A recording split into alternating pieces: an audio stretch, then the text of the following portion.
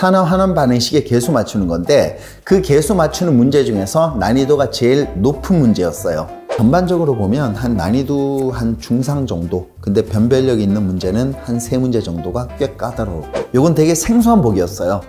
생소한 보기라서 조금 약간 좀 혼동스럽지 않았을까라고 생각을 한번 해봐요.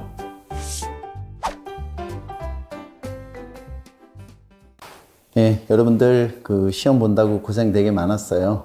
예, 근데 평소에 저희가 이제 어려운 문제를 연습을 좀 많이 해봤기 때문에 제가 보기에는 큰 어려움 없이 풀 수 있지 않았을까라고 생각이 들긴 하거든요.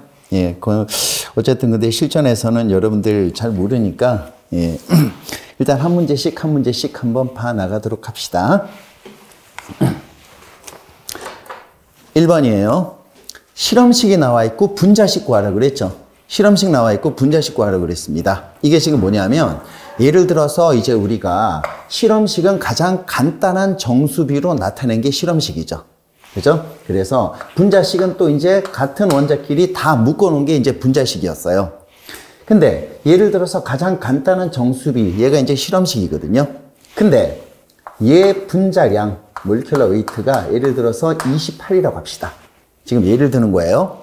그러면 지금 얘가 실험식이니까 이 실험식의 화학식량, 실험식 양이 얼마냐면 14가 되겠죠. 근데 분자량이 지금 28이니까 몇 배를 해줘야 되는 거죠? 2배 해줘야 되겠죠. 그러면 분자식이 얼마가 나옵니까? C2H4. 이게 이제 분자식이 되는 거예요. 그럼 얘도 마찬가지예요, 지금. 실험식을 주고 지금 분자식을 구하라고 그랬죠. 그죠? 그러면 지금 이제 실험식이 얼마가 나와 있냐면 C3H4O3 이렇게 되어 있습니다. 얘가 이제 실험식이고요. 그 다음에 이제 분자량이 얼마가 되어 있냐면 분자량이 밑에 쓸까요? 분자량이 지금 얼마입니까? 352가 나왔어요. 이렇게 나왔거든요. 그때 분자량을 한번 구해보라는 겁니다. 그러면 지금 실험식이니까 실험식 양 구할 수 있겠죠? 얘 실험식 양을 갖다 구하니까 얘가 얼마가 나왔냐면 이 실험식 양을 갖다 구하니까 88 정도가 나오네요. 88입니다. 그러면 실험식 양이 88이 나왔잖아요. 근데 지금 분자량이 352예요. 몇 배일까요? 4배가 되겠죠.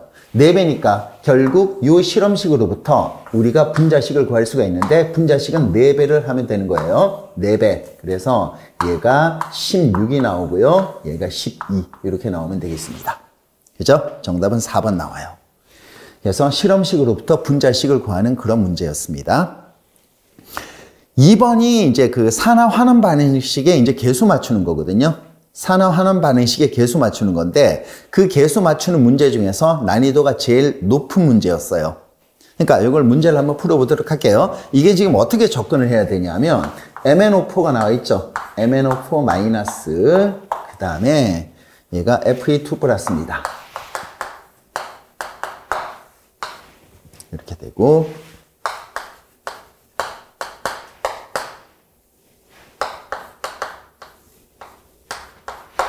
이게 왜 이제 그 난이도가 높다고 얘기를 하냐면 보통 이제 개수 맞추는 거는 여기 이제 산소가 지금 4개 있죠. 산소가 있으면 여기 이제 산소가 2개인지 3개인지 이렇게 해놓고 산소의 개수를 맞춰주는 거예요. 그러니까 여기에 반드시 산소가 있으면 여기도 반드시 산소가 있었던 거거든요. 근데 지금 좌측에는 산소가 있는데 우측에는 산소가 없어요, 지금. 그럼 우리가 지금 우측에 산소를 만들어야 된다는 얘기예요. 그러니까 이 문제가 조금 이제 어렵게 다가왔을 겁니다. 이건 난이도 상이었어요. 그래서 얘가 이제 어떻게 푸냐면 산화 환원 반응식의 개수 맞추는 건 똑같잖아요. 먼저 산화수를 구하고 산화 환원 관계를 결정을 합니다. 그러면 산화수를 한번 구해보도록 할게요. 여러분들 산소의 산화수는 마이너스 2입니다. 그 다음에 이온의 산화수는 자신의 전하하고 똑같다 그랬어요. 그러면 이온의 산화수가 자신의 전하하고 똑같다. 마이너스 1이 나오게 만들어 주려면 얼마가 되겠습니까? 얘는 플러스 7이 나오면 되겠죠. 마이너스 2가 4개니까 마이너스 8 플러스 7이니까 합해서 산화수의 총합은 이온의 산화수 마이너스 1이 나오게 되는 거고요. 그죠? 그 다음에 이온의 산화수는 자신의 전하고 똑같다 그랬으니까 얘가 플러스 2가 되고 얘도 플러스 2가 되고 얘는 플러스 3 이렇게 되겠네요. 그럼 이제 개수 맞추는 게 뭐냐면 두 번째로 이제 접근해야 될 게 산화수를 구하고 산화 환원 관계를 결정을 하는 겁니다. 일단 지금 이렇게 갔을 때 산화수가 감소했으니까 얘는 뭐가 되는 겁니까? 얘는 환원된 거죠. 얼마 감소? 5가 감소한 거예요. 그 다음에 이제 여기로 가면 어떻게 되는 겁니까? 산화수가 증가했으니까 얘는 산화가 되겠죠. 얼마 증가? 1 증가라고 보면 되는 겁니다. 이렇게 되는 거예요. 그 다음 이렇게 해놓고 그 다음 이제 어떻게 해야 되냐면 산화수를 구하고 산화환원 관계를 결정을 했죠. 이런 문제는 그죠? 반드시 여기서 반쪽 반응식, 산화 반응식과 환원 반응식으로 나눠줘야 되는 겁니다. 그래서 어떻게 되냐면 여기서 산화 반응식과 환원 반응식으로 나눠주면 되는 거예요. 이렇게. 그러면 산화 반응, 얘가 이제 산화가 됐으니까 얘가 얼마가 되겠습니까? Fe2 플러스가 되는 거고요. 그 다음에 Fe3 플러스. 이게 이제 산화 반응식. 환원 반응식은 얘가 이제 환원 반응식이 되겠죠. 어떻게 나옵니까? MnO4 마이너스가 되고 그 다음에 이렇게 됩니다. 제가 이거 띄우는 건 다 이유가 있어요. Mn2 플러스가 되는 거죠. 이렇게. 됐습니까? 그 다음에 이제 전자수를 한번 맞춰볼게요. 전자수가 지금 어떻게 되냐면 산화는 전자가 잃는 게 산화예요. 근데 1 증가했으니까 전자를 한 개를 잃어버린 겁니다. 됐나요? 그 다음에 환원은 전자 얻는 거죠. 근데 5가 감소했다는 얘기는 전자를 5개를 얻었어요. 이렇게 되는 겁니다. 됐습니까? 일단 전자수까지 맞췄습니다. 그 다음이 문제가 되겠죠. 요거는 알고 있으세요, 여러분들? 산소의 개수는 물로 맞춰요. 수소의 개수는 H 플러스로 맞춥니다. 다시 한번 산소의 개수는 물로 맞춘다. 수소의 개수는 H 플러스로 맞추는 겁니다. 그러면 여기 지금 산소가 4개인데 산소가 없어요. 그러면 산소의 개수는 물로 맞춰야 되니까 4H2O가 되겠죠. 그 다음 수소의 개수는 H 플러스로 맞춰요. 여기 지금 현재 수소가 없으니까 H 플러스 얼마입니까? 8개가 되겠죠. 8H 플러스 이렇게 되는 겁니다. 이렇게 나오면 돼요. 그죠? 8H 플러스입니다. 그 다음에 이제 우리가 주고받은 전자수를 맞춰야 되는데 생각 한번 해보세요. 얘들 지금 하나의 반응이에요. 아니 하나의 반응에서 전자를 1개 잃고 5개 얻는 게 말이 안 되잖아요. 전자를 1개 잃고 1개 얻든지 5개 잃고 5개 얻든지 그렇게 해야 정상인데 전자를 1개 잃고 5개 얻는다는 게 말이 안 되겠죠. 그래서 전자를 갖다가 주고받은 전자수를 맞춰주는 거예요. 뭡니까? 최소 공배수 해줘야 되겠죠. 얘 5로 맞추는 겁니다. 그리고 1 해서 5로 다 맞춰주는 거죠. 그죠? 그럼 얼마가 될까요? 전부 다 5가 되겠네요. 쓸 공간이 없네. 전부 다 5. 여기는 5를 갖다가 곱해주는 거죠. 5, 여기도 5를 갖다 곱해주는 겁니다. 여기는 1 곱해주는 거니까 아무 상관이 없는 거죠. 그리고 2개를 더하면 돼요. 이렇게 더하면 되는 거죠. 그러면 더하면 얼마가 되겠습니까? 산소는 사라져요. 산소는 사라집니다. 그 다음에 이제 나머지 쓰면 되겠죠. 어떻게 나옵니까? OFE 2 플러스가 되고 그 다음에 8개의 수소 이온 더하기 MnO4 마이너스가 되는 거고요. 그 다음에 1로 가서 뭐가 되겠습니까? OFE 3 플러스가 되고 Mn2 플러스 그 다음에 4H2O 이게 정답이 되는 거예요. 그죠? 그래서 완성된 산화환원 반응식의 개수 맞추는 거는 이렇게 맞추는 겁니다. 되나요? 그래서 전체적으로 다시 한번 정리해보면 첫 번째, 산화수를 구하고 산화환원 관계를 결정합니다. 두 번째, 산화 반응식과 환원 반응식으로 나눠야 돼요. 그 다음 세 번째는요. 주고받은 전자 개수, 전자를 갖다가 표시해야 되겠죠. 네 번째는요. 산소의 개수는 물로 맞추고 수소의 개수는 H 플러스로 맞춥니다. 다섯 번째는요. 주고받은 전자수를 똑같이 맞춰주면 되는 거예요. 최소 공배수 이용해서. 됐습니까? 그래서 이게 이제 전체 반응식이 되는 겁니다. 이렇게 반응식을 다 구하고 나니까 개수가 다 맞아떨어지는 거죠. 철 맞아떨어졌고요. 수소 8개 맞아떨어졌고요. 산소 4개, 망가니스 이렇게 하나씩 다 맞아떨어집니다. 이렇게 해서 개수 맞춰주는 거죠. 그죠? 망간의 상태 어떻게 됐습니까? 플러스 5에서 플러스 2가 아니라 플러스 7에서 플러스 2로 감소한 거죠. 그죠? 그 다음 두 번째입니다. 환원 반응식은 이게 환원 반응식이죠. 그게 환원 반응식이 아니라 2번은 틀렸죠. 그죠? 4개의 H2O인데 거기 지금 1개의 H2O가 나온다. 이거 말이 안 되잖아요. 그래서 2번 틀렸고요. 산화반응식 역시 틀렸습니다. 산화반응식 다 O가 들어와 있어야 되는데 얘는 벌써 산화환원 반응식에서 산화반응식 전자를 갖다 맞추는 것도 틀렸네요. 벌써. 산화는 전자 잃는 게 산화니까 전자는 오른쪽에 있어야 되겠죠. 그렇죠? 틀렸습니다. 균형 반응식, 요 맨 마지막에 쓴 게 균형 반응식이에요. 그렇죠? 그래서 지금 현재 똑같이 나오겠죠? 균형 반응식은 4번이 나오는 겁니다. 됐나요? 그죠? 그래서 이런 식은 반쪽 반응식을 이용해 가지고 풀 수 있는 겁니다. 3번이에요. 3번입니다. 삼중결합 가지고 있는 거예요. 삼중결합 가지고 있는 거. 여러분들 F2는 뭐가 될까요? F2는요. F2는 뭡니까? F2는 FF 이렇게 단일 결합을 하고 있어야 되겠죠. 그 다음에 HI는 뭐가 되는 겁니까? HI는 H하고 I가 이렇게 단일 결합으로 돼 있어야 되고요. 그 다음에 HCN이 삼중결합. 이것도 한번 그려봤었죠? 이렇게 해서 CN 이렇게 해서 삼중결합 가지고 있는 거죠.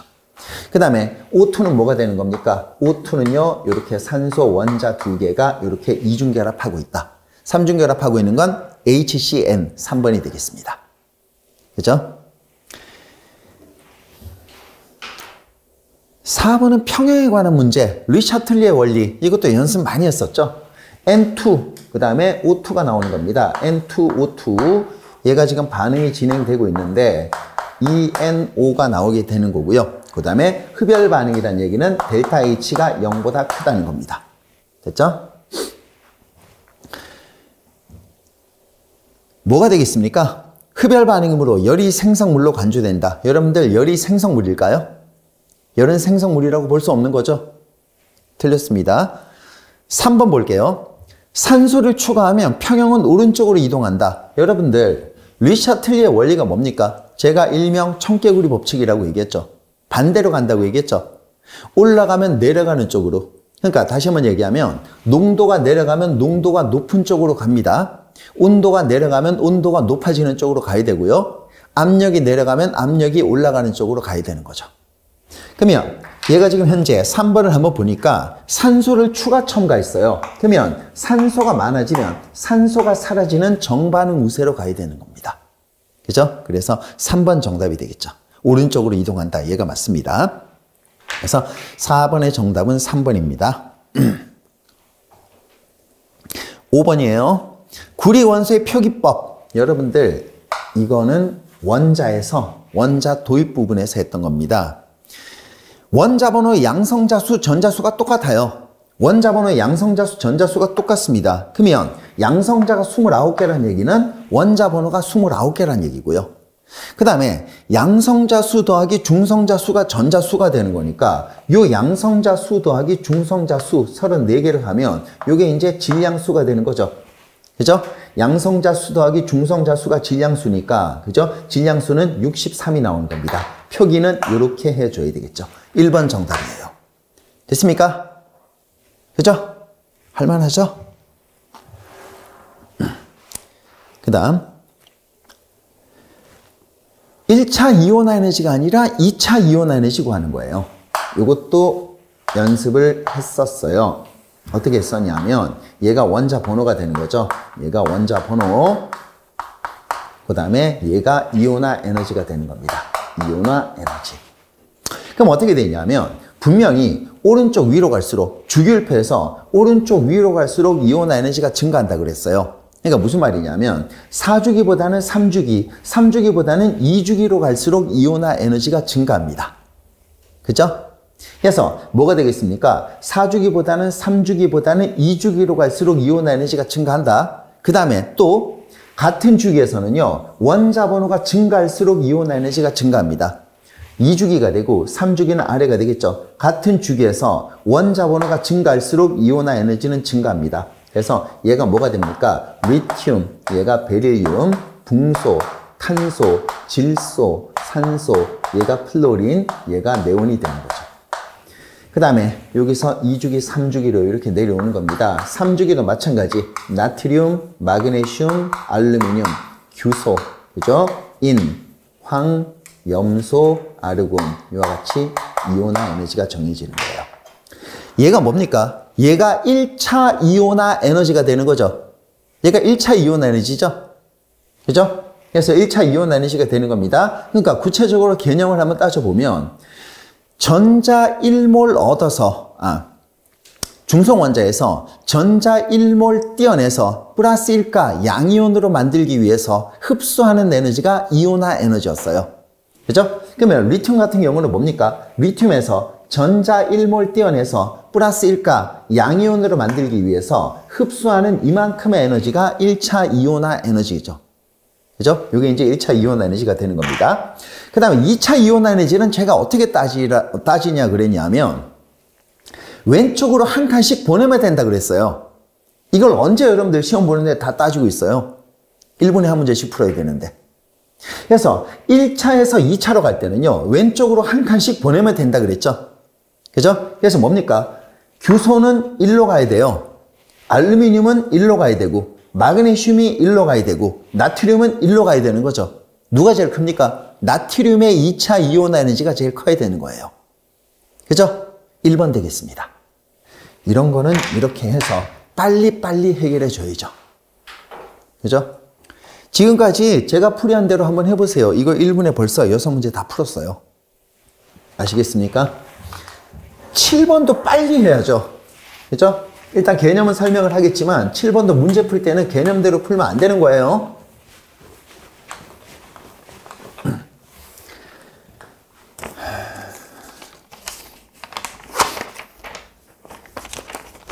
그러니까 전반적으로 보면 한 난이도 한 중상 정도, 근데 변별력 있는 문제는 한 3문제 정도가 꽤 까다로웠고요. 그죠? 근데 우리가 이제 보통 어려운 문제 가지고 연습을 많이 했잖아요. 그죠? 그래서 제 생각은 좀 쉽게 풀지 않았을까라는 생각을 한번 해보는데 모르겠어요, 여러분들. 혼성 오비탈에 관한 문제입니다. 혼성 오비탈. 유기화합물의 화학 결합 관련 혼성 오비탈이에요. 그러면 일단 유기화합물이니까 뭐가 들어가야 되죠? 탄소가 들어가야 되겠죠? 탄소하고 다른 원자가 결합을 하는 거에 대해서 따져보는 거라고요. 그죠? 그러면 여러분들 최외곽 전자가 결합에 관여하는 거니까 일단 탄소는요. 두 번째 껍질, 그죠? 두 번째 껍질 ES가 되고요. 얘는 EP가 나오는 겁니다. ES가 되고 EP가 나오는 거죠. 이렇게 지금 해주고 그 다음에 이제 뭐가 되는 겁니까? 탄소는요 14족이니까 두 번째 껍질에 전자가 4개가 있어야 되겠죠. 그래서 ES에 2개, EP에 2개 이렇게 해서 이게 탄소의 원래 전자 배치가 되는 겁니다. EP가 ES보다 에너지가 높아지는 거니까. 그러면 얘를 한번 보면 sp 혼성 오비탈과 sp2 혼성 오비탈, 그 다음에 sp3 혼성 오비탈 얘를 한번 보도록 할게요. 어떻게 따지냐면 이렇게 한번 해볼게요.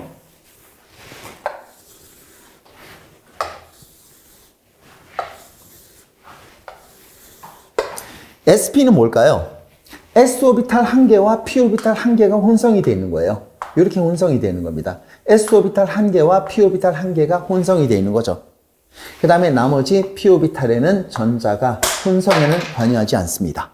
그래서 s오비탈 1개와 p오비탈 1개가 혼성에 관여하는 거고요. 그죠? 그 다음에 p오비탈 2개는 혼성에 관여하지 않는다는 거죠.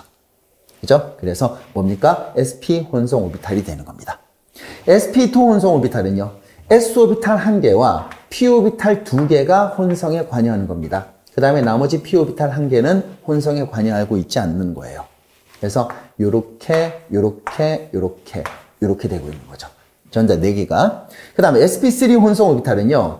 s오비탈 1개와 p오비탈 3개가 혼성에 관여하는 거예요. 전부 다 혼성에 다 관여하는 거죠. 하나, 둘, 셋, 넷 이렇게 해서 sp3 혼성 오비탈이라고 얘기하면 되겠습니다. 그러면 여러분들 요건 지금 제가 개념을 얘기한 거고요. s오비탈이 지금 전자가 s오비탈은 오비탈이 1개입니다. p오비탈은 오비탈이 3개예요. 그죠? S는 오비탈이 1개가 있고 P는 오비탈이 3개가 존재합니다. 이렇게 존재하게 되는 거죠. P는 오비탈이 3개 있습니다. 그러면 얘가요. S오비탈 1개와 P오비탈 1개가 혼성에 관여했다. sp. S오비탈 1개와 P오비탈 2개가 혼성에 관여했다. sp2 혼성 궤도함수. S오비탈 1개와 P오비탈 3개가 혼성에 관여했다. sp3 혼성 궤도함수가 되는 거예요. 그 다음 유기화합물이니까 여러분들 유기화합물에서 sp 그러면 떠오르는 화합물 있지 않습니까? C2H2 요거 떠오르지 않나요? 그죠? 그래서 얘가 지금 뭐냐면 혼성 궤도함수를 따질 때 sp 혼성 궤도함수를 따질 때 어떻게 따지라고 그랬냐면요. 중심 원자가 비공유 전자 포함해서 몇 개 방향으로 향하고 있는가? 한 개 방향, 두 개 방향이 되겠죠? 그죠? 이게 혼성 궤도함수. 시험 문제 풀 땐 이렇게 풀어야죠. 중심 원자가 비공유 전자 포함해서 몇 개 방향으로 향하고 있는가? 한 방향, 두 방향이 되는 거예요. 그래서 한 방향, 두 방향 이렇게 나오는 겁니다. 됐나요? 그래서 결국 뭐가 되는 겁니까? sp 혼성 궤도함수에서 중심 원자는 뭡니까? sp 혼성 오비탈을 갖는다. 됐죠? 일단 맞습니다.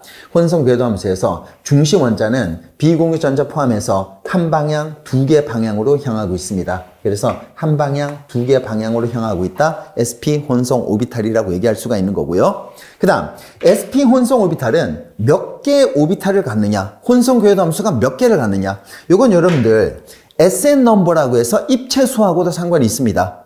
그러니까 이거 어떻게 풀어야 되냐면 중심 원자가 비공유 전자 포함해서 몇 개 방향으로 향하고 있는가? 한 방향, 두 방향. sp는 혼성 궤도함수가 2개예요. 그 다음에 sp2는 중심 원자가 비공유 전자 포함해서 한 방향, 두 방향, 3개 방향으로 향하고 있습니다. sp2는 혼성 궤도함수가 3개라고요. sp3는 중심 원자가 비공유 전자 포함해서 한 방향, 두 방향, 세 방향, 네 방향이죠. 혼성 궤도함수는 4가 나오는 겁니다. 됐나요? 그래서 1번 보기는 맞죠? 7번을 좀 생각을 좀 해줘야 될 것 같은데 sp 혼성 궤도함수의 중심 원자의 혼성하는 sp가 되고요. 혼성 궤도함수의 개수는 2개가 되는 겁니다. 1번은 맞아요. 됐나요? 그 다음 2번입니다. sp 혼성 궤도함수에서 그죠? 180 선형 구조를 갖는다. 이렇게 나와 있는데 s오비탈 1개와 p오비탈 1개가 혼성화되어 있는 게 sp, s오비탈 1개와 p오비탈 2개가 혼성화되어 있는 게 sp2, s오비탈 1개와 p오비탈 3개가 혼성화되어 있는 게 sp3라고요. 그러면 sp는 뭐냐면 s오비탈 1개와 p오비탈 1개가 이렇게 직선형을 하고 있어요. 그 다음 sp2는 뭐냐면 s오비탈 1개와 p오비탈 2개가 되겠죠. p오비탈 2개가 이와 같은 평면 삼각형 형태를 하고 있는 거고요. 그림이 좀 매끄럽지가 않네요. s오비탈 1개와 p오비탈 2개가 이렇게 평면 삼각형 형태를 하고 있는 거고요. sp3 혼성 오비탈은 s오비탈 1개와 p오비탈 3개가 이렇게 사면체 형태를 하고 있습니다. 그죠? 그래서 정사면체 구조, 메테인의 구조가 이와 같은 구조가 되는 거죠. 그죠?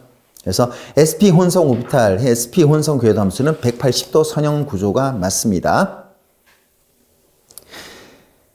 3번이에요. 에틸렌 같은 경우는요, 탄소, 그죠? 수소, 그죠? 이렇게 돼 있으면 에틸렌 같은 경우는 에텐이기 때문에 구조는 이와 같이 생긴 게 에텐이 되겠죠. 구조는 이와 같이 생긴 게 에텐입니다. 이렇게 나와요. 그죠? 여러분들 결합에서 골격을 이루는 결합이 시그마 결합이고 시그마 결합을 구름처럼 감싸고 있는 게 파이 결합이거든요. 그러면 단일 결합은 전부 다 시그마 결합이고 이중 결합은 시그마 결합 1개에 파이 결합 하나, 삼중 결합은 시그마 결합 1개에 파이 결합 2개가 되겠죠. 그러면 이 에틸렌에서 탄소, 수소 간의 결합은 단일 결합, 시그마 결합이라고 얘기를 해야 되는 거예요. 3번도 맞습니다. 그래서 1번, 2번, 3번 다 맞아요. 4번은요. sp 혼성 궤도함수의 에너지는 sp3 혼성 궤도함수의 에너지보다 높다. 요거 질문 많이 했어요. 여러분들 sp는 뭡니까? s 하나, p 한 개죠. 얘는 sp의 중간 형태입니다. 에너지도 마찬가지고요. sp2는 S 하나에 P가 2개예요. P 오비탈의 성격을 더 많이 띠고 있어요. 에너지 마찬가지고요. sp3는 S 하나에 P가 3개예요. 얘는 P 오비탈의 성격을 더 많이 띠고 있습니다. 에너지 역시 마찬가지고요. 그래서 에너지는 어디로 갈수록 높아져요? sp, sp2, sp3로 갈수록 에너지가 높아지는 겁니다. 되겠습니까? 그래서 4번 틀린 거죠. sp3의 혼성 궤도 함수의 에너지가 더 높습니다. 요건 되게 생소한 보기였어요. 생소한 보기라서 조금 약간 좀 혼동스럽지 않았을까라고 생각을 한번 해봐요. 그래서 7번의 정답은 4번입니다. 시간이 약간 걸리는 문제였어요. 그러니까 시간 걸리는 문제 2번, 7번 요런 문제가 이제 시간이 좀 걸리는 문제였고요.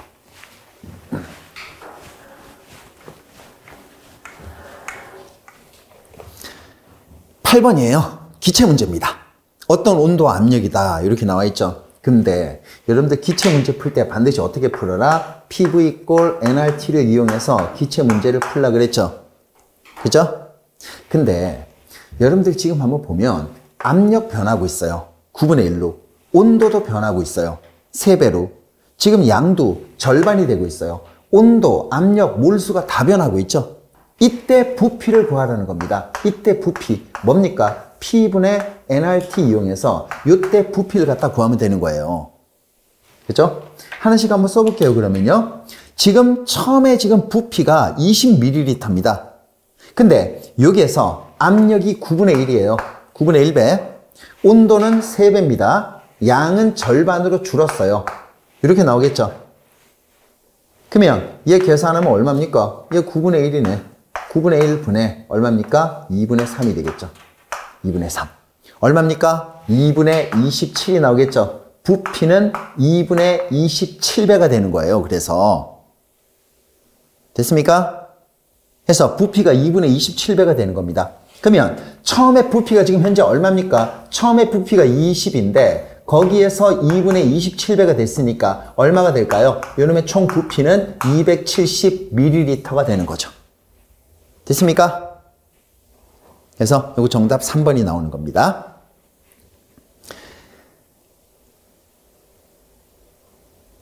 이런 문제 풀려면 앞에 있는 뭐 삼중결합을 하고 있는 것들이 무엇인가 그런 문제는 빨리빨리 풀어줘야 되겠죠. 그죠? 9번도 빨리 해줘야죠, 여러분들. 9번이 뭡니까? 중화시키기 위해서 필요한 산의 부피를 갖다 구하는 거예요. 얘가 지금 뭐냐면, 그러면 완전 중화가 됐으니까 수소 이온의 몰수와 OH-의 몰수가 똑같다. 수소 이온의 몰수와 OH-의 몰수가 똑같다. 완전 중화 공식을 이용을 해주면 되는 겁니다. 그래서 뭐가 되나요? NMV는 뭐가 됩니까? N-, M-, V-에 이용하는 거죠. 그러면 지금 OH-가 나와 있죠? OH, NaOH는 1가 염기가 되겠습니다. 몰 농도는 0.2 몰 농도가 되는 거고요. 부피는 25라고 되어 있네요. 그 다음 산은 지금 현재 뭐라고 되어 있습니까? 염산, 그죠? HCl, 그죠? 1가산이 되겠죠? 그 다음에 0.1 몰 농도. 지금 우리가 부피를 몰라요. 산의 부피를 모르는 거죠. 그죠? 그럼 산의 부피가 얼마가 나왔습니까? 여기 산의 부피가 50ml가 나오게 되는 거예요. 됐죠? 그래서 산의 부피는 50이 나오는 겁니다. 4번이 정답이겠죠. 10번도 헷갈려요. 10번 잘못하면 정답을 엉뚱한 거 찍고 나옵니다. 10번이 무슨 문제냐면 이와 같은 문제예요. 오산화이질소라고 돼 있죠. 오산화이질소 N2O5가 되는 거예요. N2O5. 그 다음에 얘가 4NO2가 되는 겁니다. 4NO2. 그 다음에 O2가 되는 거죠. 이렇게. 그러면 지금요.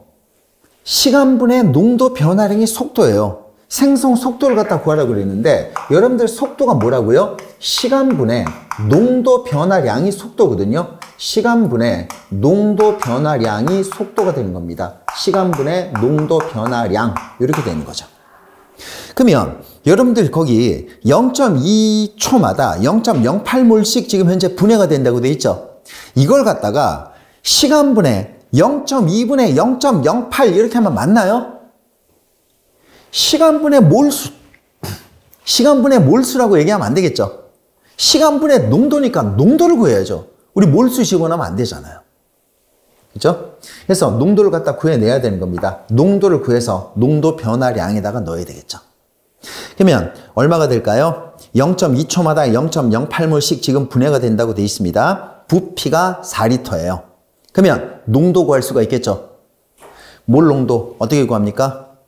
1리터 속에 포함되어 있는 용질의 몰수가 몰 농도예요.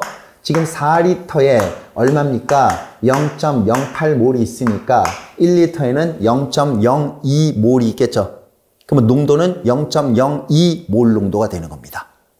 그러면 지금 현재 얼마냐면 0.2초마다 0.02몰 농도가 지금 줄어들고 있다 그런 얘기예요. 그죠? 그러면 얘가 얼마가 되겠습니까? 속도는요 0.1이 나온다는 거예요. 감소 속도는 0.1, 그죠? 0.1이 나오는 겁니다. 시간분의 몰 농도 단위는요. 그래서 감소 속도는 0.1이 나오는 거예요.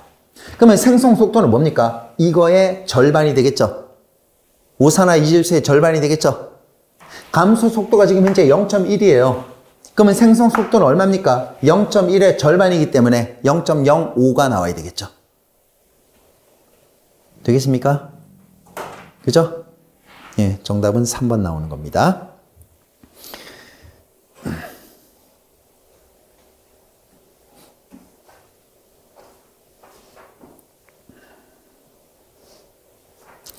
이걸 갖다가 막 그냥 시간분의 뭐 몰수 이렇게 해서 측정하니까 시간분의 몰수 여기다 집어넣으니까 정답이 안 나오죠. 엉뚱한 게 정답이 나오지. 응? 그래서 10번의 정답은 3번입니다.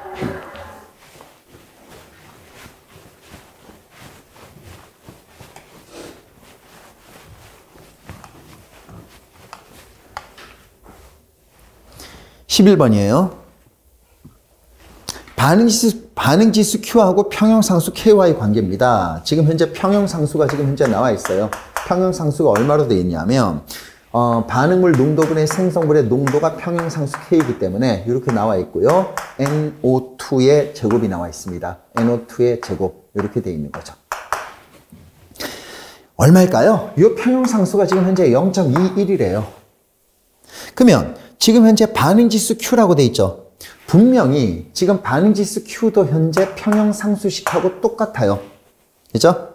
근데 지금 100도씨에서 농도가 그와 같이 나와 있대요. 얘는 지금 평형 농도가 아니라 임의의 농도가 되겠죠. 그죠? 그럼 임의의 농도가 얼마일까요, 지금? 얘가 지금 현재 0.1입니다. 둘 다 0.1이에요.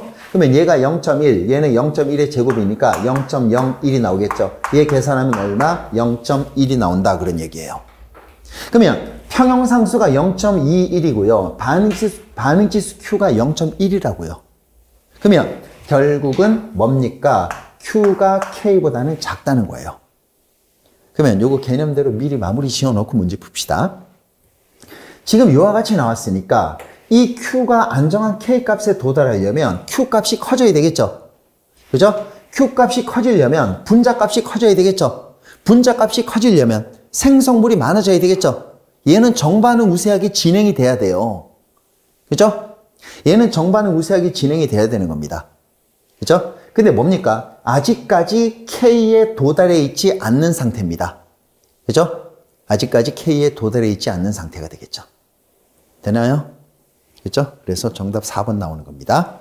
K에 도달해 있지 않습니다. 그래서 안정한 K에 도달하려면 Q 값은 커져야 돼요. 그죠? 생성물이 많아져야 돼요. 정반응 우세가 진행이 돼야지 K 값에 도달할 수가 있다는 겁니다. 그죠? 그래서 정답은 4번 나오는 겁니다. 아직까지 완벽하게 도달해 있지 않는 상태.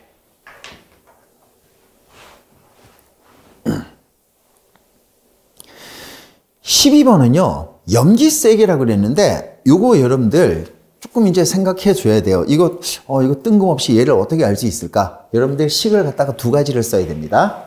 여러분들 HCl이 물 속에 들어가면 어떻게 이온화가 된다고요? HCl이 물 속에 들어가면 이와 같이 이온화가 돼요. H3O 플러스 이렇게 이온화가 됩니다.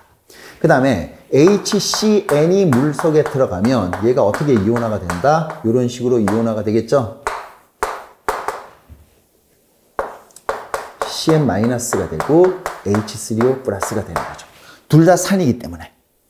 그러면 브랜스테드 로리의 산염기에서 수소를 줄 수 있는 게 산이고 수소를 받을 수 있는 게 염기다 이런 얘기 했었죠. 근데 우리가 문제 풀 때 언제 그렇게 해? 그래서 제가 어떻게 빨리 풀라고요? 비슷한 거 두 개 묶어서 수소가 많으면 산이고 수소가 작으면 염기다 이렇게 써놓고 풀라 그랬죠. 비슷한 거 두 개 묶어서 수소가 많으면 산이고 수소가 작으면 염기입니다. 이렇게 해놓고 빨리 풀어야죠. 그 다음에 비슷한 거 두 개 묶어서 수소가 많으면 산이고 작으면 염기가 되겠죠. 비슷한 거 두 개 묶어서 수소가 많으면 산이 되고 수소가 작으면 염기가 나오는 겁니다. 그 다음에 이제 우리가 산의 세기, 염기 세기를 봐야 되기 때문에 한번 해보면 여러분들 염산은 대표적인 강산이에요. 여러분들 염산의 대표적인 강산입니다. 그러면 얘가 강산 강염기가 되는 거고요. 그죠? 그러면 정반응이 진행이 굉장히 잘 되면 역반응은 진행이 거의 안 돼요. 그래서 그렇게 얘기했잖아요. 강한 쪽의 짝은 아주 약한 놈이다. 약한 놈의 짝은 아주 강한 놈이다. 그죠? 그래서 얘가 강산 강염기가 되면 얘는 뭐가 되는 겁니까? 약산 약염기가 되는 겁니다. 그 다음 여러분들 지금 HCn은 약산이죠. HCn은 약산이에요. HCn은 약산입니다. 그러면 약산 약염기가 되니까 얘는 정반응이 진행이 잘 안 되는 거예요. 그러면 정반응이 진행이 잘 안 되면 역반응은 진행이 굉장히 잘 되겠죠. 요거 강산 강염기라고요. 요건 브랜스테드 로리의 기본적인 개념이 되겠죠. 그러면 염기세기 한번 따져보라고 그랬어요. 요거 딱 했으면 염기세기 이제 보이겠죠. 누가 지금 제일 강합니까? 염기가 누가 염기인데요. 요게 지금 요 두 가지 얘가 염기가 되겠죠. 이 중에서 염기세기를 찾아보라고 그랬습니다. 누가 제일 강염기인가요? 지금 물은 두 개가 겹치고 있어요, 지금. 뭡니까? 얘가 제일 강합니다. 얘보다는 얘가 약해요. 그 물보다는 얘가 더 약하던 거죠. 물이 지금 두 개 공통적으로 들어가 있으니까. 그죠? 그래서 이건 이렇게 따져도 되고 이렇게 따져도 됩니다. Cl보다는 H2O가 더 강해요. 그 강한 놈보다 CN-가 더 강한 거죠. 그죠? 그래서 누가 제일 강염기입니까? CN-가 가장 강염기가 되는 겁니다. 가장 강염기. 두 번째가 누가 되는 거죠? H2O가 되는 거죠. 세 번째는요, Cl-가 되는 거죠. 됐나요? 3번 나오는 겁니다. 과연 이 두 개의 식을 쓸 수 있겠느냐? 이 문제였어요. 그죠? 예, 충분히 이제 할 수 있는 문제죠. 13, 14, 15는요, 요거 합해서 1분 걸려야 돼. 이런 문제는요. 그래야지 다른 문제 풀 때 시간이 세이브가 되는 거죠. 그래서 얘가 지금 현재 뭐냐면, 요것도 이제 한번 얘기를 했었어요. 여러분들 빛 중에서 가장 강한 게 감마선이에요. 그 다음 두 번째가 X선입니다. 세 번째는요, 자외선이 되는 거죠. 그 다음은 가시광선이 되는 거고요. 그 다음은 적외선이 되는 겁니다. 그 다음은 마이크로파.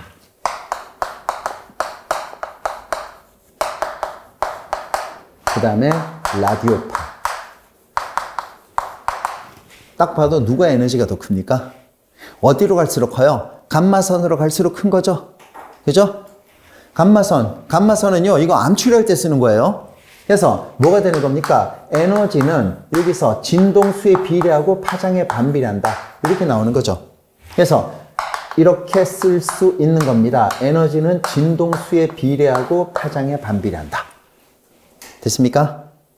그래서 어디로 갈수록 에너지가 제일 큽니까? 감마선으로 갈수록 에너지가 제일 커요. 진동수 역시 마찬가지고 파장은 제일 짧다는 거죠. 그 다음 라디오파로 갈수록 에너지는 제일 작습니다. 진동수 제일 작아요. 파장은 가장 길어야 되는 거죠. 그래서 이 정도 여러분들 스펙트럼은 쫙 한번 쓸 수 있어야 돼요. 몇 가지가 안 되잖아. 그죠? 그래서 뭡니까? 파장이 제일 긴 빛, 에너지가 제일 작은 거 누굽니까? 마이크로파가 되겠죠. 전자레인지에 들어오는 거죠. 마이크로파. 정답은 3번입니다. 촉매에 대한 설명으로 옳지 않는 거 한번 찾아보라고 그랬어요. 여러분들 촉매는 뭐라고 그랬습니까? 정촉매, 부촉매가 있다 그랬죠. 촉매는 활성화 에너지만 변화시켜서 반응 속도를 변화시키는 거예요. 그죠? 활성화 에너지만 변화시키지 다른 것들은 전혀 변화를 못 시킨다고 그랬습니다. 그 다음에 또 뭐라고 그랬냐면, 그죠? 촉매는 반응에 직접 참여하지 못한다 그랬어요. 그죠? 반응에 직접 참여하지 못합니다. 그죠? 그것만 봐도 정답은 나왔잖아요. 첫 번째 1번 뭡니까? 활성화 에너지에 영향을 미친다. 맞고요. 3번 됐죠? 반응 과정에서 소비되지 않는다. 이거 맞죠? 그 다음에 반응 속도에 영향을 준다. 당연한 거죠. 2번은 뜬금없는 복이죠. 이거는요. 그죠? 정답이 2번 나오는 겁니다.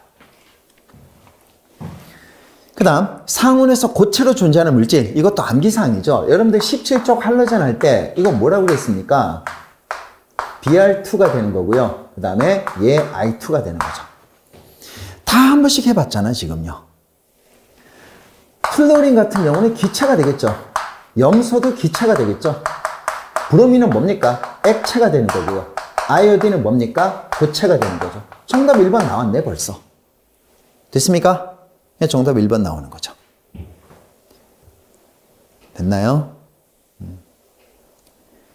어떻게 지금 딱히 한 3문제 정도만 걸리고 나머지는 뭐 그렇게 막히는 거 없잖아요. 어디서? 제가 이제 강조했던 거. 2번 산화환원 반응식의 개수 맞추는 거. 그 다음에 혼성 오비탈 문제. 그 다음에 반응 속도 문제. 그죠? 그 3개 빼고는 나머지 다 할 만한 문제들이죠. 그죠? 그렇지만 이 문제들은 좀 지금 이제 제가 지적한 문제들은 다시 한번 봐둬야 돼요. 이것도 반응열 문제인데 엔탈피 변화량. 이것도 비례식 풀면 되는 거죠. 여러분들 발열 반응이에요. 연소가 되려면 산소가 있어야 되고 탄소, 수소가 되어 있는 그 화합물이 연소가 되면 CO2하고 H2O가 지금 생겨 나와야 되는 겁니다. 그죠? 그러면 얘가 이제 어떻게 되냐면 분명히 메테인 1몰이 연소가 될 때, 이거 뭐 화학식 안 써도 되겠죠? 메테인 1몰이 연소가 될 때 반응열은 마이너스 890.3이 나와요. 이런 문제는 여러분들 890으로 놓고 풀어야 됩니다. 890.3 이렇게 놓고 푸는 거 아니에요. 그러면 지금 메테인 10g을 연소시켰을 때, 그죠? 엔탈피 변화량이 얼마가 나오는가? 얘를 한번 보라고 그랬습니다. 여러분들 그러면 메테인 1몰의 질량 구할 수 있겠죠? 이건 머릿속에 들어와 있어야 되잖아요. 분자량에다 그람 붙인 게 1몰의 질량이니까 메테인의 분자량이 얼마입니까? 원자량의 합 16이죠? 그죠? 그래서 일단 1몰의 질량은요, 그 분자량에다가 그람 붙인 게 1몰의 질량이에요. 그죠? 그러면 16g이 연소가 될 때 890의 열이 방출이 됐습니다. 그죠? 그러면 지금 현재 10g이 연소가 되면 얼마가 열이 방출이 되는가? 556만큼의 열이 방출이 되는 겁니다. 556만큼의 열이 방출이 되는 거예요. 그죠? 근데 엔탈피 변화량입니다. 발열 반응이니까 마이너스 값을 붙여야 되는 거고요. 정답 3번 나오는 겁니다. 17번이에요.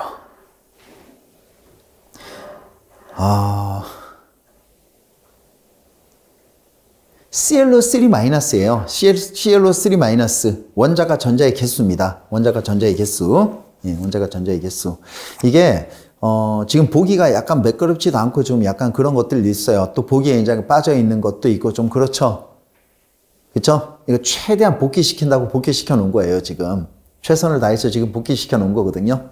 그래서 문제 정답 구하는 데는 하등에 문제가 없습니다. 아시겠죠? 문제도 하등에 그 문제가 없는 거고요. 정답 구할 때도 아무 문제가 없어요. 단지 보기가 이제 조금 매끄럽지 못한 보기가 있었습니다. 최선을 다해서 하여튼 복귀시켜 놨으니까. ClO3-에서 최외곽 전자의 개수 갖다 구하라고 그랬어요. 여러분들 이거 구조 한번 그려볼게요.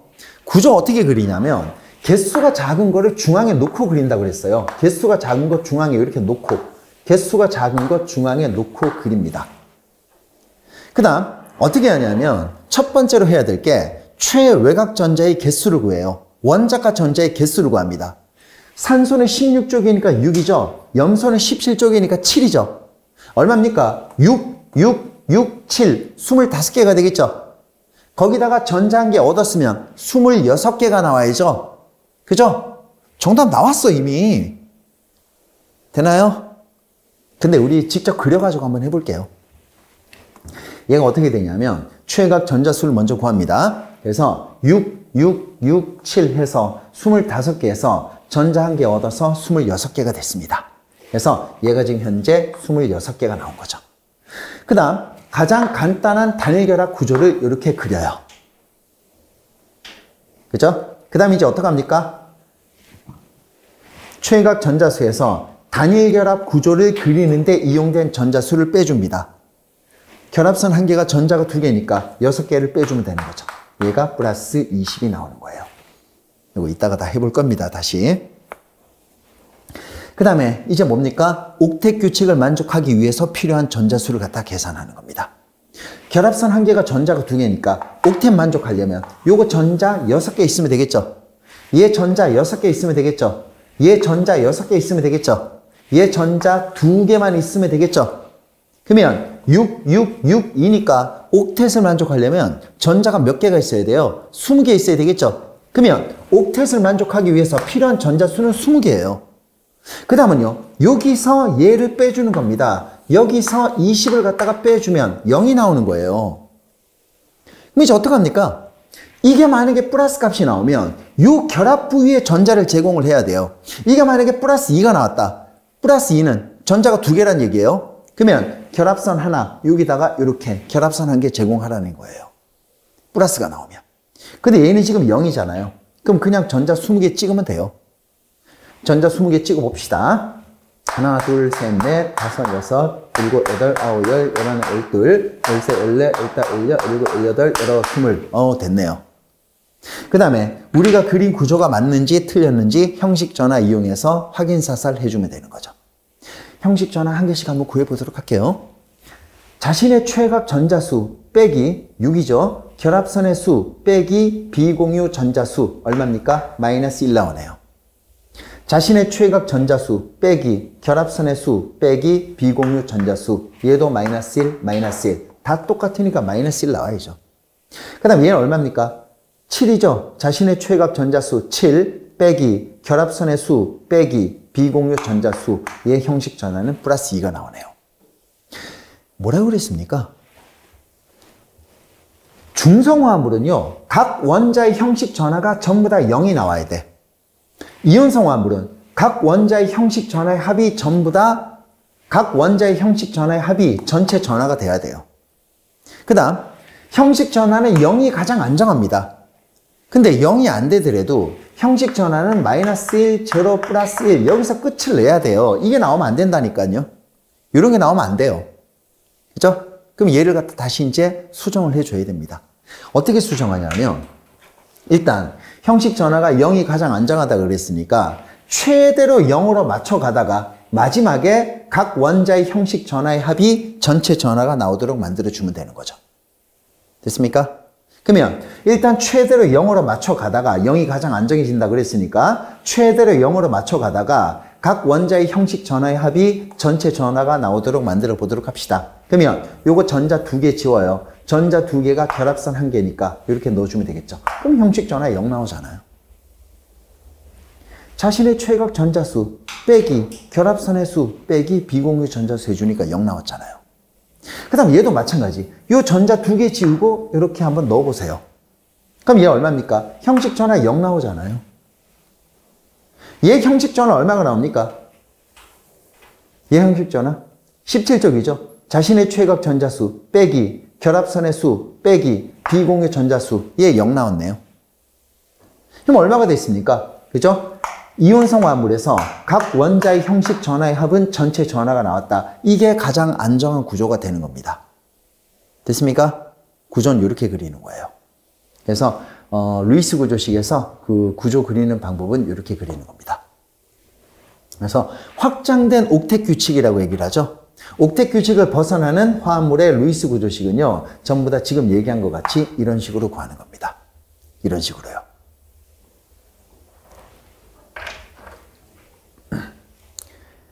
됐습니까? 요거 우리가 직접 구조식 그려 본 거고요. 그 다음에 결합에 관여할 때는 전부 다 원자가 전자만 결합에 관여하니까 지금 여기 표기된 게 전부 다 최각 전자수잖아요.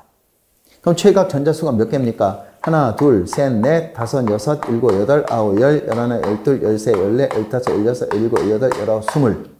스물하나, 스물둘, 스물셋, 스물넷, 스물다, 스물여섯. 이렇게 해도 26개 나오고요. 그죠? 얘는 지금 우리가 직접 구조를 갖다 그려본 겁니다. 구조 그려본 거예요. 만약에 문제 시간이 없다. 정말 시간이 없다. 그럼 아까 얘기한 것 같이 제가 맨 처음에 얘기한 거 있죠? 그렇게 해서 26개 찍고 나와야 되는 거고요. 아시겠죠?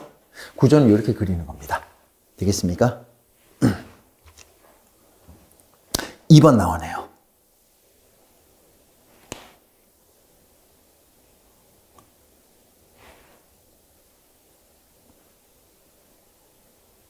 적었죠? 18번입니다. 이것도 정답 바로 찍고 나와야죠. NaCl 화합물이 상온에서 액체입니까? 소금이 상온에서 액체인가요? 틀렸죠? 2번이 정답이 되겠죠? 이건 빨리 하고 넘어와야죠. 됐습니까? 19번입니다. 완충 용액을 형성할 수 있는 화학종. 그죠? 여러분들, 완충 용액이 뭡니까? 완충 용액. 여기다 쓸까요? 완충 용액이 뭐냐면, 산과 염기를 첨가시켜도 pH가 변하지 않는 용액을 완충 용액이라고 얘기를 해요. 산과 염기를 첨가시켜도 pH가 변하지 않는 용액. 다른 말로 수소 이온과 OH-를 첨가시켜도 pH가 변하지 않는 용액을 완충 용액이라고 얘기하는 거죠. 됐습니까? 그러면 그 완충 용액을 형성할 수 있는 용액 뭐가 있습니까? 약산과 그 약산의 짝염기가 되겠죠. 약산과 그 약산의 짝염기를 포함하는 염. 이거 완충 용액이잖아. 대표적인 완충 용액이 되겠죠. 그 다음 뭡니까? 암모니아, 약염기가 되겠죠. 약염기와 그 약염기에 짝산을 포함하는 염. 이것도 대표적인 완충 용액이라고 얘기할 수가 있는 거고요. 그죠? 정답 나왔네요. 4번이잖아요. 1번은 말도 안 되는 용액이죠. 이런 용액이 어디 있어, 세상에. 이게 무슨 완충 용액인가요, 이게? 그죠? 그 다음에 보기 2번을 한번 설명 한번 해볼게요, 제가. 보기 3번은 중화반응 시켜주고 있어요. 이게 완충 용액입니까? 보기 2번 한번 해볼게요. 제가요, 지금 약산과 그 약산의 짝염기를 포함하는 염이 완충 용액이라고 얘기했습니다. 그러면 왜 하필 약산과 약염기의 약산과 그 약산의 짝염기를 포함하는 염이 완충 용액이 될까? 강산과 그 강산의 짝염기를 포함하는 염은 완충 용액이 안 될까? 그죠? 그럼 해볼게요. 이게 지금 현재 어떻게 되냐면 HCl이 강산이 되겠죠. 강산과 그 강산의 짝염기를 포함하는 염이 왜 완충이 안 될까요? 어쨌든 pH가 변하면 안 돼요. 그러면 지금 여러분들 염산이 어떻게 됩니까? 염산이 이렇게 나오는데 염산이 물속에 들어가면 H+하고 Cl- 이렇게 이온화가 되는 거고요. 그 다음 NaCl은 어떻게 이온화가 됩니까? NaCl은요 물속에 들어가면 어떻게 되냐면 Na+하고 Cl- 이렇게 이온화가 됩니다. 근데 뭐라고 그랬냐면 강산, 강염기는 이온화가 굉장히 잘 되죠. 그 다음 염은요 강산, 강염기보다는 못하지만 그래도 거의 다 이온화가 되는 놈이에요. 약산, 약염기는 이온화가 거의 안 되는 놈이고요. 그러면 얘가 이온화가 되면 강산, 강염기니까 얘는 거의 없다고 봐야 되고요. 얘가 굉장히 많은 겁니다. 염도 마찬가지예요. 염도 마찬가지입니다. 얘가 물속에 들어가면 염도 거의 이온화가 다 되는 놈이니까 얘는 없다고 봐야 되고요. 얘가 굉장히 많아요. 둘 다 지금 얘가 굉장히 많다는 거죠, 지금. 그죠? 그러면 어쨌든 수소이온과 OH-가 들어가도 pH가 변하면 안 돼요. 근데 만약에 여기다가 염기성 용액을 첨가시켜 봅시다. 염기성 용액, OH-를 첨가시키면 어떻게 될까요? 그러면 수소이온과 OH-가 만나서 중화반응해서 물로 사라지니까 수소이온이 감소하는 겁니다. 그러면 pH가 유지가 되려면 수소이온이 다시 생성되게 만들어줘야 되겠죠? 그러면 수소이온이 생성되는 정반응 우세하게 진행이 돼야 돼. 근데 정반응이 진행이 될 게 없잖아요, 지금. 됐습니까? 지금 얘가 없으니까 어떻게 정반응이 진행이 돼서 수소이온이 다시 생겨나냐고요. 말이 안 되잖아, 지금. 그죠? 그래서 얘는 정반응이 진행이 돼서 수소 이온이 생성이 돼야 되는데 지금 얘가 없으니까 정반응 자체가 진행이 안 돼. 그럼 수소 이온은 다시 생겨날 수가 없다는 거죠. 그럼 pH가 유지가 안 되는 겁니다. 되나요? 그래서 요거는 강산과 그 강산의 짝연기를 포함하는 염은요, 완충 용액이라고 얘기할 수가 없는 겁니다. 그죠? 네, 그래서 19번은 정답이 2번이 아니라 4번 나오는 겁니다.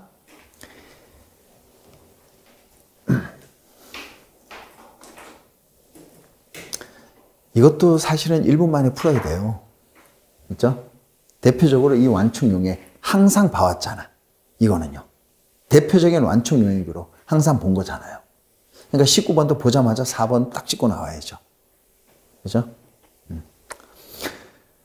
마지막 문제입니다. 20번. RH, 로듐이에요. 3 플러스가 되고 있고, 그 다음에 얘는 3E 마이너스가 되고 있고요. 얘가 가서 뭐가 됩니까? 얘가 로듐이 되고, 그 다음에 이때 표준 환원 전위가 0.8V입니다. 이렇게 나오고 있고요. 그 다음에 얘는 구리죠. 구리 1가 플러스입니다. 얘가 표준 환원전이에요. 얘가 구리 금속이 되고 있습니다. 요때 얼마가 되냐면 얘가 0.52V가 나오게 되는 겁니다. 그러면 이것도 문제를 최대한 복귀시켜 놓는다고 복귀시켜 놨는데 앞에 이 말이 글쎄요. 이게 꼭 필요한지 이게 꼭 필요한지는 모르겠어요. 이거 어쨌든 하여튼 최대로 노력을 많이 한 거예요. 얘가 지금. 그래서 어떻게 되냐면 여러분들 전지가 이제 연결이 될 때 반응성 큰 쪽이 전자 잃어버리고 산화가 되고 반응성 작은 금속판 위에서 환원 반응이 진행이 되는 거죠. 그 다음 여러분들 얘가 지금 표준 환원 전위가 얘가 더 커요. 표준 환원 전위가 크다는 것의 의미가 뭡니까? 금속의 반응성은 작다, 산화되기 어렵다, 양이온되기 어렵다, 그런 얘기가 되겠죠. 그러면 이 중에 반응성은 누가 지금 더 큽니까? 얘가 구리가 반응성이 더 커요. 표준 환원 전위가 크면 반응성이 작아요. 표준 환원 전위가 작으면 반응성이 크다는 얘기죠. 그죠? 그 다음에 전자는 어디에서 어디로 이동합니까? 전자는 반응성 큰 금속이, 왜냐? 금속은 전자 잃어가지고 산화가 되는 게 금속이니까. 금속에서 반응성 큰 거는 전자를 쉽게 잃어버리고 산화가 잘 되는 거니까요. 그죠? 그러면 전자 이동 방향은 뭡니까? 전지를 만들었을 때 전자 이동 방향 어떻게 나오는 걸까요? 반응성 큰 쪽에서 반응성 작은 쪽으로 전자가 이동을 해야 되겠죠. 그래서 반응성 큰 쪽은 전자 잃어가지고 산화가 되고 반응성 작은 금속판 위에서 환원 반응이 진행이 되는 거예요. 됐습니까? 그래서 반응성 큰 쪽에서 반응성 작은 쪽으로 전자가 이동을 해줘야 되기 때문에 구리에서 로듐 쪽으로 전자가 이동을 해줘야 되겠죠. 되겠습니까? 그래서 일단 구리에서 로듐 쪽으로 전자가 이동을 해준다. 전자 이동 방향은 그렇게 해줘야 되고요. 그 다음에 표준 전지 전위, 전압, 기전력 다 같은 말이라고 그랬죠. 어떻게 구한다고요? 환원되는 쪽에 표준 환원 전위에서 산화되는 쪽에 표준 환원 전위를 빼주면 된다 그랬잖아요. 그죠? 그래서 뭐가 되는 겁니까? 얘가 표준 환원 전위가 더 크니까 이쪽이 환원되는 쪽이네. 표준 환원 전위가 작으니까 이쪽이 산화되는 쪽이네요. 그렇죠? 그래서 뭐가 되는 겁니까? 환원되는 쪽에 표준 환원 전위에서 산화되는 쪽에 표준 환원 전위를 빼면 얼마가 나오는 걸까요? 플러스 0.28V가 나오게 되는 겁니다. 그죠? 그래서 정답 뭡니까? 전지 전위는 플러스 0.28V가 나오는 거고요. 그 다음에 전자 이동 방향은 뭡니까? 구리에서 로듐 쪽으로 전자가 이동을 한다. 3번이 나오게 되는 거예요. 됐습니까? 예, 이것도 표준 환원 전위에 관한 문제였습니다. 그러니까 어때요? 우리 평소에 연습한 것보다는 쉽죠? 그렇지 않아요? 예, 충분히 다 풀 수 있지 않을까라고 생각을 한번 해봤어요. 예, 근데 아무래도 시험장 들어가면 초조하고, 그죠? 쉽던 문제도 기억이 안 나고 막 그렇잖아. 그쵸? 예, 풀이 한번 했으니까 요거 다시 한번 꼭 한번 풀어보세요. 아시겠습니까? 예, 풀이는 여기까지입니다. 오, 수고했어요.